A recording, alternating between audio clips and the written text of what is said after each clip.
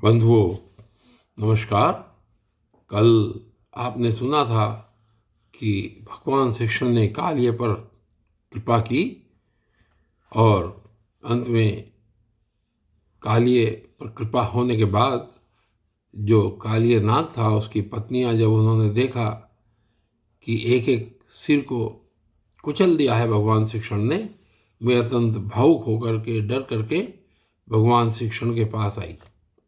और आज की इस वीडियो में देखते हैं कि नाग पत्नियों ने भगवान से क्या कहा। तो नाग पत्नियों ने कहा कि प्रभु, आपका यह अवतार ही दुष्टों को दंड देने के लिए हुआ है, इसलिए इस अपराधी को दंड देना सर्वथा उचित है।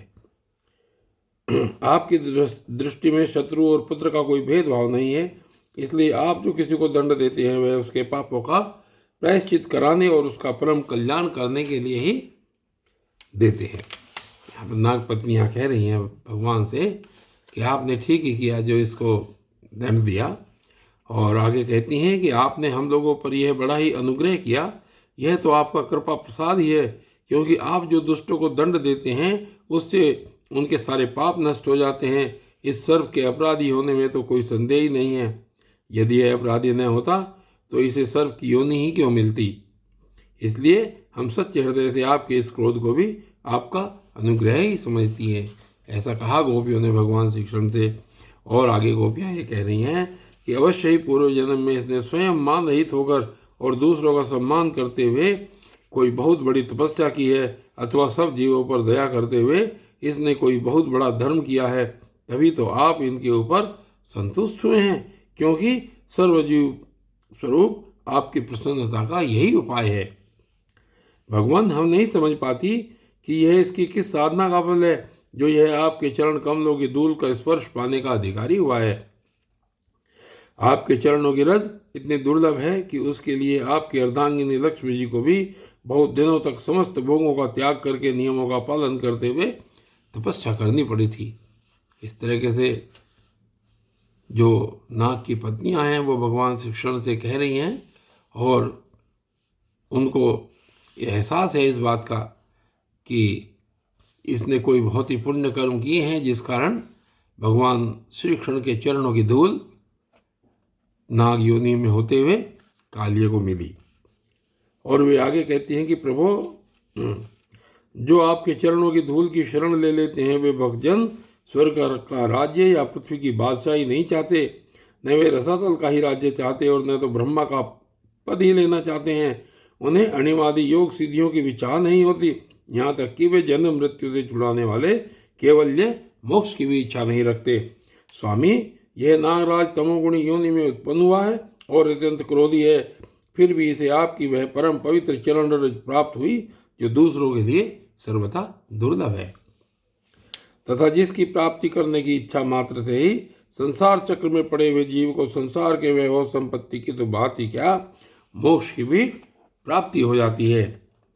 और आगे फिर भगवान को प्रणाम करती हैं और कहती हैं कि प्रभु, हम आपको प्रणाम करती हैं, आप अनंत एवं अचिंत्य ऐश्वर्य के नित्य निधि हैं। आप सबके अंतःकरणों में विराजमान होने पर भी अनंत हैं। आप समस्त प्राणियों और पदार्थों के आश्रय तथा सब पदार्थों के रूप में भी विद्यमान हैं। आप प्रकृति से परे स्वयं परमात्मा हैं। आप सब प्रकार के ज्ञान और अनुभवों के खजाने हैं। आपकी महिमा और शक्ति अनंत है। आपका स्वरूप है प्राकृत दिव्य चिन्मय है। प्राकृतिक गुणों एवं विकारों का आप कभी स्पर्श नहीं करते। आप ही ब्रह्म हैं। हम आपको नमस्कार कर रही हैं। और आगे क्या कहती हैं? आगे कह रही हैं कि आप प्रकृति में क्षोभ उत्पन्न करने वाले काल हैं, काल शक्ति के आश्रय हैं और काल के क्षण कल्प आदि समस्त अवयवों के साक्षी हैं। आप विश्वरूप होते हुए भी उससे अलग रहकर उसके दृष्टा हैं। आप उसके बनाने वाले निमित्त कारण तो हैं ही, उसके रूप में बनने वाले उपादान कारण भी हैं। प्रभो, पंचभूत उनकी तन मात्राएं, इंद्रियां, प्राण, मन, बुद्धि और इन सब का खजाना चित्त, ये सब आप ही हैं। तीनों गुण और उसके कार्यों में होने वाले अभिमान के द्वारा आपने अपने साक्षात्कार को छिपा रखा है। बता रही हैं नाग की पत्नियां कि आपने छिपा रखा है अपने उस जो साक्षात्कार को आपने छिपा रखा है, आपका पता ही नहीं चलता कि आप क्या हैं।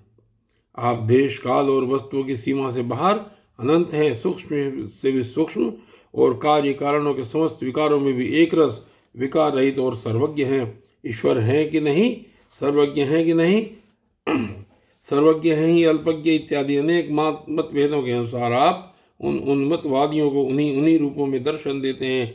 समस्त शब्दों के अर्थ के रूप में तो आप हैं ही, शब्दों के रूप में भी आप ही हैं, तथा उन दोनों का संबंध जोड़ने वाली शक्ति भी आप ही हैं। हम आपको नमस्कार करती हैं। प्रत्यक्ष, अनुमान आदि जितने भी प्रमाण हैं उनको प्रमाणित करने वाले मूल आप ही हैं। समस्त शास्त्र आपसे ही निकले हैं और आपका ज्ञान स्वतः सिद्ध है। आप ही मन को लगाने की विधि के रूप में और उसको सब कहीं से हटा लेने की आज्ञा के रूप में प्रवृत्ति मार्ग और निवृत्ति मार्ग हैं। इन दोनों के मूल वेद भी स्वयं आप ही हैं। हम आपको बार बार नमस्कार करती हैं। इस तरीके से नाग की पत्नियां स्तुति कर रही हैं, भगवान श्री कृष्ण के सामने कह रही हैं, और फिर आगे कहती हैं कि आप शुद्ध सत्व में वसुदेव के पुत्र वासुदेव, संकर्षण एवं प्रद्युम्न और अनिरुद्ध भी हैं। इस प्रकार चतुर्व्यूह के रूप में आप भक्तों तथा यादवों के स्वामी हैं। श्री कृष्ण, हम आपको नमस्कार करती हैं।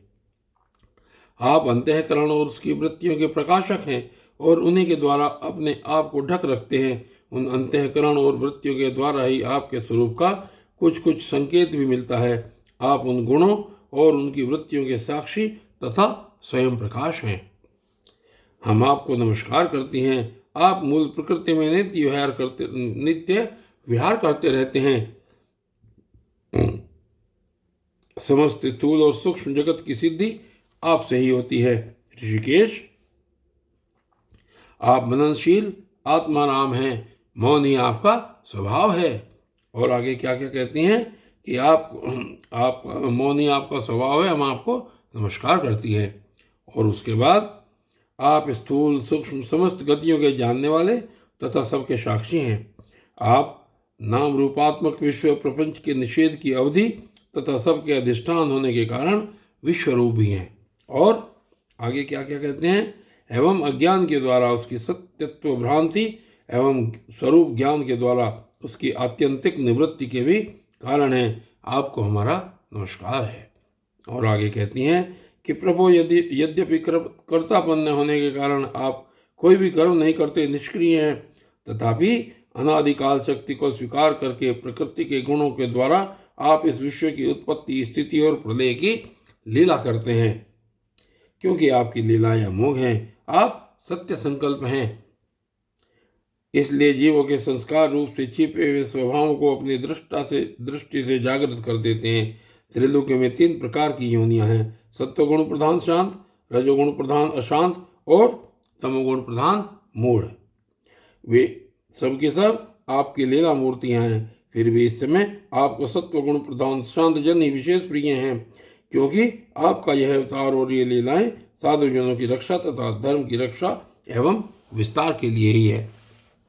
शांतात्मन स्वामी को एक बार अपनी प्रजा का अपराध सह लेना चाहिए। यह मूढ़ है, आपको पहचानता नहीं है, इसलिए इसे क्षमा कर दीजिए। भगवान कृपा कीजिए, अब यह सर्प मरने ही वाला है।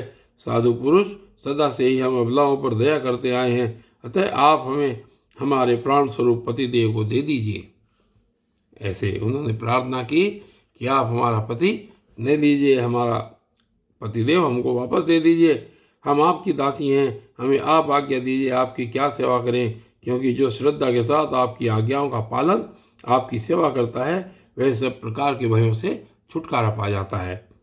श्री सुखदेव जी कहते हैं, परीक्षित, भगवान के चरणों की ठोकरों से कालिय नाग के फण छिन्न भिन्न हो गए थे। वह बेसुध हो रहा था। जब नागपत्नियों ने इस प्रकार भगवान की स्तुति की, तब उन्होंने दया करके उसे छोड़ दिया। धीरे धीरे कालिय नाग की इंद्रियां और प्राणों में कुछ कुछ चेतना आ गई। वह बड़ी कठिनता से श्वास लेने लगा और थोड़ी देर के बाद बड़ी दीनता से हाथ जोड़कर भगवान श्री कृष्ण से इस प्रकार बोला। और उसके बाद कालिय नाग ने क्या कहा भगवान से? कालिय नाग कहते हैं, कालिय नाग ने कहा, नाथ, हम जन्म से ही दुष्ट, तमोगुणी और बहुत होने के बाद भी बदला लेने वाले बड़े क्रोधी जीव हैं।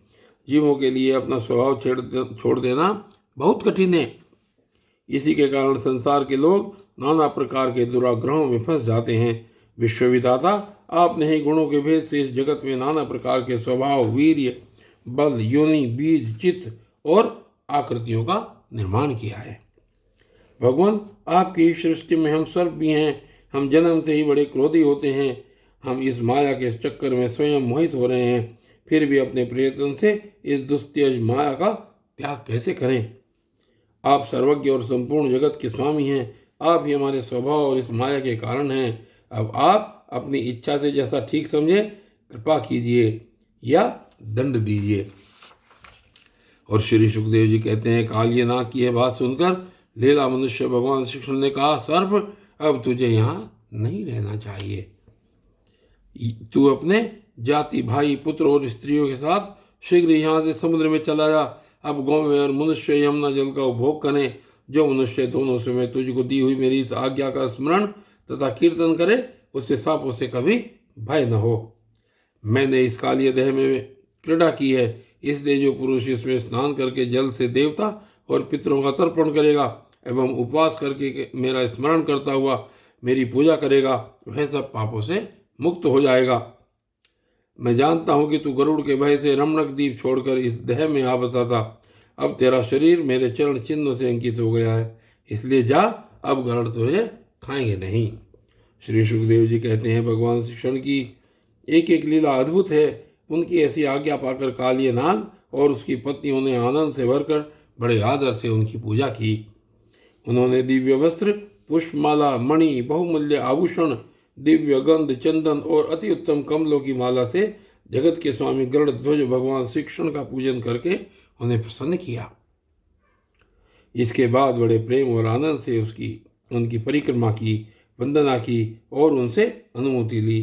तब अपनी पत्नियों, पुत्रों और बंधु बांधवों के साथ रमणक द्वीप की, जो समुद्र में सर्पों के रहने का एक स्थान है, यात्रा की। लीला मनुष्य भगवान श्री कृष्ण की कृपा से यमुना जी का जल केवल विषहीन ही नहीं बल्कि उसी समय अमृत के समान मधुर हो गया।